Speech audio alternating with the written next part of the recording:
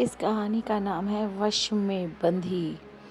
गांव का नाम था कालपुर, जहाँ रातें इतनी घनी अंधेरी होती कि चांद भी अपनी रोशनी छिपा लेता। वहाँ की सबसे खूबसूरत लड़की थी रानी। उम्र 20 साल की, गोरी चिट्टी, लंबे काले बाल और आंखें ऐसी मानो समंदर की गहराई। रानी के पिता किसान थे, माँ घर संभालती थी। गांव वाले कहते रानी तो परी जैसी है, लेकिन रानी के मन में एक उदासी हमेशा बसती रहती। बचपन में ही उसकी छोटी बहन मर गई थी बुखार से। तब से रानी को लगता कोई उसे देख रहा है। रातों में फुसफुसाहट सुनाई देती। एक शाम जब सूरज ढल रहा था, रानी खेत से लौट रही थी। रास्ते में पुराना बेर का पेड़ था, जिसके नीचे एक कुआं था। गांव वाले कहते थे वहाँ भूत रहता है। रानी ने कभी यकीन न किया, लेकिन उस शाम हवा में सड़ांध की बू आई।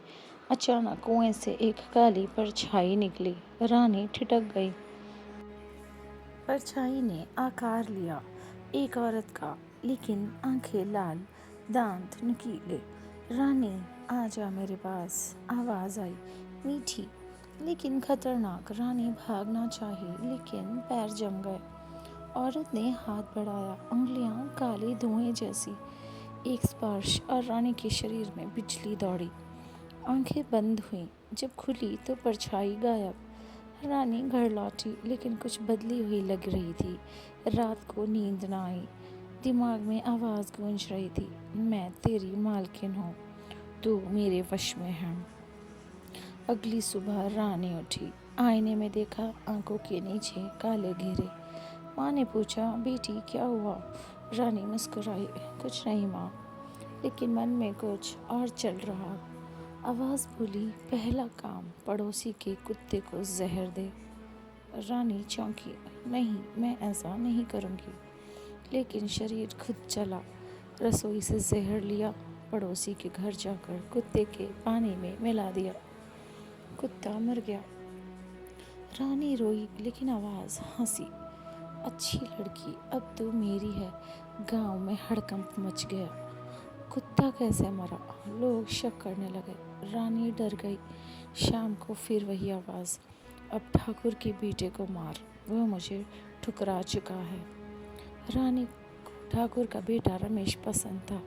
प्रेम पत्र लिखा था, लेकिन रमेश ने हंस दिया था। रानी ने मना किया, लेकिन रात को वह लाठी लेकर रमेश के घर गई। रमेश सो रहा था। रानी ने सिर पर वार किया, खून बहा, रमेश मर गया। सुबह गांव में चीखें गूंजी, पुलिस आई, लेकिन कोई सुराग न मिला। रानी घर लौटी, हाथ कांप रहे थे। मैंने क्या किया? माँ ने देखा, बेटी तू कहाँ थी रात भर? रानी चुप। आवाज़ बोली, चुप रह।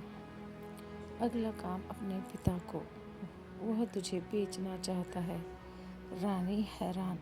पिता ने कभी ऐसा ना कहा, लेकिन रात को खाना बनाया, जहर मिला। पिता ने खाया, दर्द से तड़पा और मर गया। गांव ने सोचा बीमारी होगी। रानी अकेली हो गई, माँ रो रही थी, कौन कर रहा है ये सब? रानी भागना चाहिए शहर, लेकिन आवाज़ ने रोक लिया, नहीं, तू मेरी गुलाम है। मैं शैतान की रानी हूँ, 100 साल पहले इसी कुएं में मरी, तो मेरा बदला लेगी।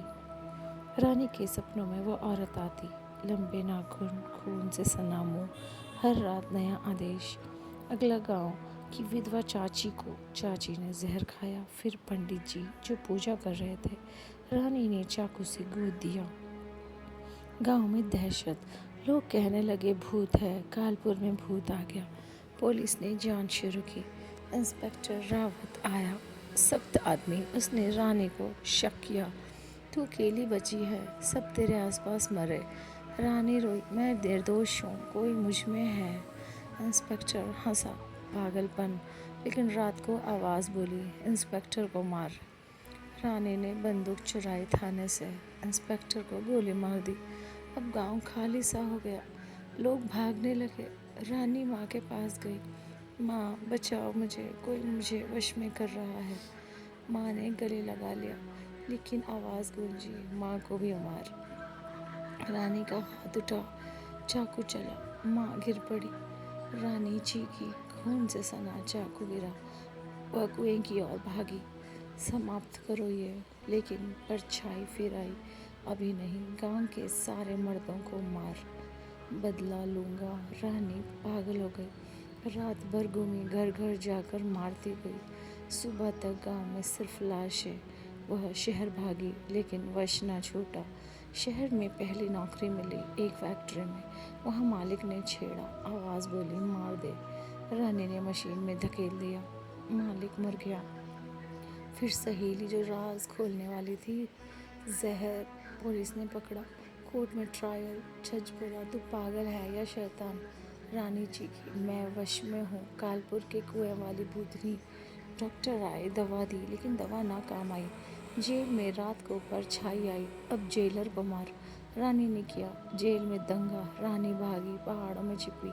वहाँ एक साधु मिला, बूढ़ा, लंबी दाढ़ी। बेटी क्या हुआ? रानी रोई, सारी कहानी सुनाई। साधु बोला, वह शकीनी है, तेरा वश तोड़ सकता हूँ, लेकिन खतरा है। साधु ने हवन शुरू किया, मंत्र पढ़े, आग में घी डाला। रानी बीच में बैठी। रात भर। सुबह परछाई आई, चीखें गूंजी। शाकिनी चिल्लाई, वह मीरा है। साधु ने त्रिशूल उठाया। शाकिनी पीछे हटी, लेकिन रानी पर कब्जा जमा लिया। रानी उठी, साधु पर हमला। साधु गिर पड़े। रानी भागी। अब वो भटकने लगी। हर जगह मारकाट। शहर, गांव, कस्बे। अखबारों में खबर लाशों की होली। एक लड़की आतंक। एक दिन दिल्ली पहुंची। वहाँ एक तांत्रिक मिला, बाबा काली। नाम से ही डरावना। बाबा ने कहा, मैं जानता हूँ, शाकिनी का वश तोड़ दूंगा, लेकिन कीमत चुकानी पड़ेगी। रानी बोली, तैयार हूँ। बाबा ने काला जादू किया। खोपड़ी में मंत्र फूंके। रानी बेहोश।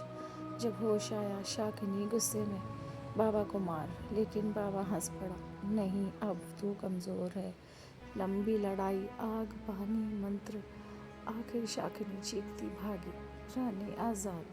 लेकिन देर हो चुकी थी। उसके हाथों सैकड़ों जानें गई थी। पुलिस ने घेर लिया। रानी ने सरेंडर किया। कोर्ट में सज़ा, फांसी। आखिरी रात जेल में। कोई आवाज़ न आई। सुबह फंदा चढ़ा, लेकिन गर्दन न टूटी। आंखें खुली, लाल। शाकिनी वापस। रानी फिर वश में। जेल के पहरेदार मरे। वह भागी, अब अमर हो गई थी, भटकती फिरती, नई लड़कियों को वश में करती। कालपुर का कुआं आज भी पुकारता है। आशा है आपको ये कहानी पसंद आई होगी। आपको ये कहानी पसंद आई है तो लाइक करें, सब्सक्राइब करें मेरे चैनल को, और शेयर करें इस कहानी को। और कोई सजेशन देना है तो प्लीज़ कमेंट बॉक्स में सजेशन दीजिए। Thank you so much.